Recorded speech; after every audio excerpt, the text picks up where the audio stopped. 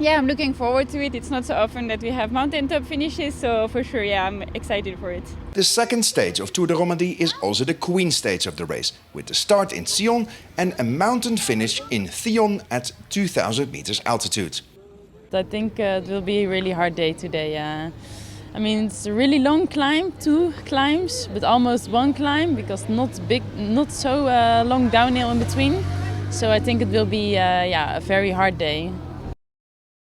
After a short breakaway from Elise Uyen and Georgia Williams, the peloton stays together and wants to see who will survive the first long climb of the day of 14 kilometers with an average gradient of 6.9%. It's in the downhill that the biggest gaps are created by the control of Team Movistar, with race day favorite Annemiek van Vleuten and GC leader Arlene Sierra in their midst.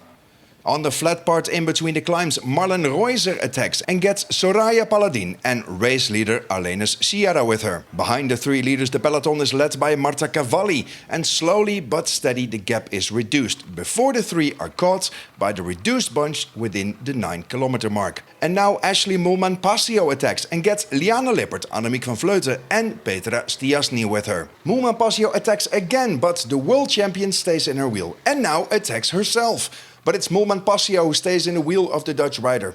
Moolman-Pasio attacks again and sees that Annemiek van Vleuten cannot follow. And that motivates her even more, and she can now ride her own pace to the finish line. And the South African rider wins the second and Queen stage of Tour de Romandie.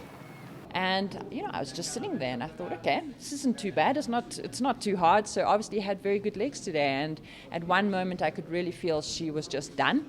And that's when I decided to put in my final move and to go solo, dropping the world champion. Felt really satisfying, and of course gave me a lot of motivation and confidence to keep going to the line.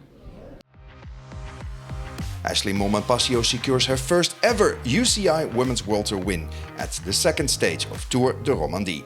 Annemiek van Vleuten finishes 26 second in second place.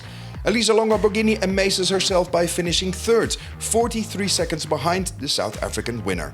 It's very satisfying to finish the season on a high like this with the Queen stage victory at the Tour of Romandie, and of course very motivated to win the Tour overall now.